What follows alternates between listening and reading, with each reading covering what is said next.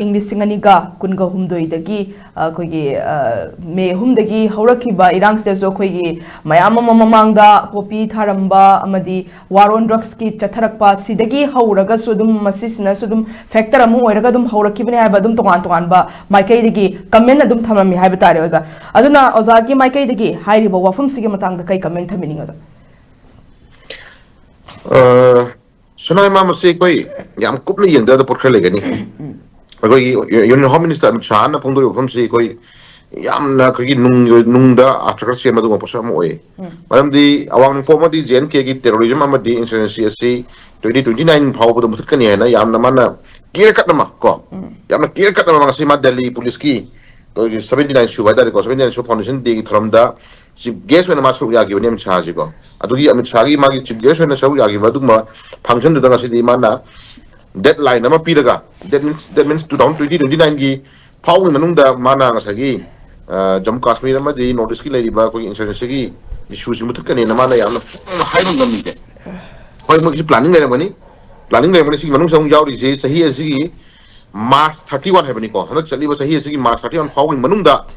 leiba asida mawishing na thuan ba violence ki thaksing lo simjani na juma sa haida maktor phongi ebako hanak chali ba sahi asigi or before March 31 happening ko 31 March pokemon demand target am tawre aji kat tawri ko mouse ki ji mathak yam kan strike to na dagi sena to hundana phana pundana wari ba mag issue am tawri adu lotion ngam gadra habu madi ahum chawm chaw ko sna madum oiri ko aduna lotion ngam giba or ngam da ba hiduna magi policy makha pole du ngam basu issue ko subodi kai de ta uta sai area sida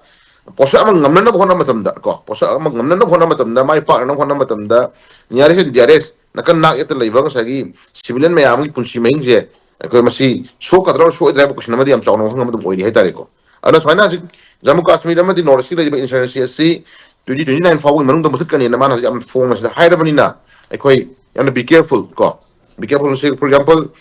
say notice ki manung da ndak thore be issue ji Kuna handing on a lack of handing on a lack of proxy warning and Hana, Manipur issues, even proxy warning and Mayamana lack of him, then she's the Pondoriba, in a homicide Pondoriba opinion. Go. Chumam, you could be and Ganda, the eye for the na. A quite notice Kimanunda, community among Amaga Samda, Asagi, issue based on some Mayam, the Iran Shakalapa, and the Manipur, Tolu Mayama Tolapa, community Tolapa crime Tolapa. Adi cookie narco terrorist cookie shoot the confusion she kulai na sinakala cookie mami am chong takalakpa then issues ma quick urei na kono sanai mamko shugo me am ji koina e ko ye kan da ko gi civilian praja sing si da ko gi myu bagi ngasagi kai ni hingmagi hak si praja sing da masi kadai ba shok ta ba koi pandama phangna hona ma tamda posa ma phangna hona ma tamda sai kare hani ipai phugi poruda ujaw ma yalaga di manak ta nak na leiba Masa kasi sibtam ni guy high but line perman to rin permaniko aduna government gi mogi pandamo phangno khona matamda 2029 bhogi manung da mana terrorism of the insurgency policy lo shina ma khona kani ga na mana challenge to rabani na si lo shina khona matamda na it lai ba sa gi civilian ma yam gi ba magi kan lo shina kamana yeng ba miyeng gi ga ba khangum chang hai dare ko kono sanai mangko aduna si government policy ni dum to bi su ga de si da mana yam kan na ma si da mana sa gi Tammi may amo sida ko am tammi then naman na sida sa gisum kanda kogi kaya ni ministry na ida ko ministry ng sa ila army gi chief of the army staff defense gi ila kogi officers na awang nongpok ila ko sin thena na bagi mo hongdok po ya na mathok tarak li ga sa ida sa control focus uri na ta katay pa na zik la film si amana lotion na target tarponi amana hongdok na magi lalong gyat mathok tari hegali maram di awang nongpok ila iba la ko sin gi manung da Awang pagi level aku sih manungga, tengah itu na se kerja ini nation ayam dari mana particular sih kerap pali, ko alpha itu tu memang pali semua memang jadi yang sagi, makan yang mana sophisticated ba high kan oi ba tu kumba, saya kulai memang passion aku sendiri na, tolong tu bagi mami sih tahu mami pali ko, suku memang sih mereka mereka ada defense ki lagi bang sagi sistem sih, sistem ada ko magi lalong magi langi poram ada ada, suku memang sih hongdok pa madi Hongdua kan dapat kena official sama tahu tadi kan, nasi Hongdua ya magi official sih nak ko. Cuma karena Union Home Minister na 2029 bagi manung da, lagi terrorism insurgency Muthatkani namun nasi target tahu ko. Itu agak di mana target tahu juga politically bagi tuan ba manung juga ba masih magi legiran basu jai. adu ega su sagi area si da ya mahi singna ko ya mahi singna moi dislom changi madam di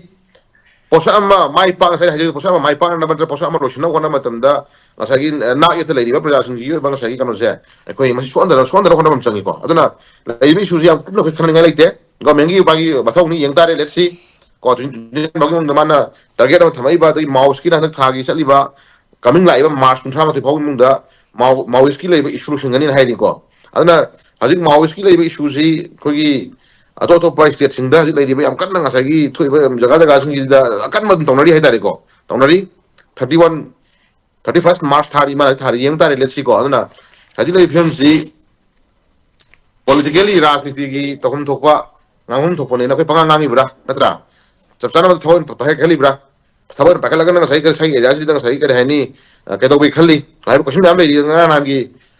honorable prime minister na bangladesh ki lai ba sa gi kanoma da sumana dum message pi ko ujar re ko bangladesh ta ko gi north ki lai ba sa gi insurgency gi ba le pham chapam pi ro na sa ta wi moi sanga pham pi ro na sa ta wi ga na honorable prime minister phung do ba ko court phung do ko ujar re ko ana asigam na lurai honorable prime minister the honorable home minister gi oba wakhalon mo thangale ba miyeng si kai particular india gi manung da jen ki ne notice ne ko notice ta ge tawri natra notice ne jammu kashmir ta ge tawri da na film si da rai rajniti gi ba du gum ba gam sathi ba long khara lakadra ba gi appearance ko chung da ba dingam de yeng tare sanai mang ko ana den haju dai ba ku ki shu terrorism da political mo na ju shu gong bu na ju political dialogue tong na political gi ba sa gi demand ma mo kana ho tawri lai di me am si political gi ba demand ma so pi na ba du sem sai kai demand bi na khang de ko aduna sai lai film si rajniti gi am sathi ba adu ma platform da political gi platform da sai gi angang ni ngai kan ba thiam na hona ba da ko inamo khare hena bijay na sai gi misam haliba mi haliba drug karba tor kongus ni thiam na hona ba matamda kai gum khara ko kai gum khara manipuri oba kai gum khara amang khara tor kadra haba gi singna badum ko dum lei ko aduna ko tok do so isuno yeng si let's see